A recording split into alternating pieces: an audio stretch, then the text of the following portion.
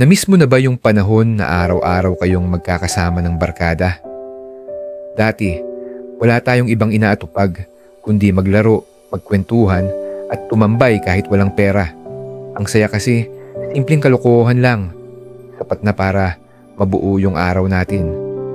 Pero ngayon, busy na lahat.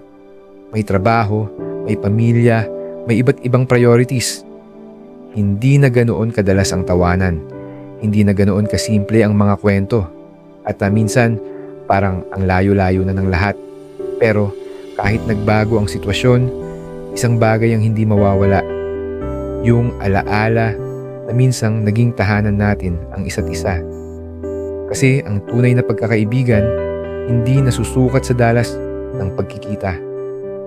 Nasusukat yon sa tibay ng koneksyon na kahit lumipas ang panahon, kilala pa rin nila yung tunay na ikaw.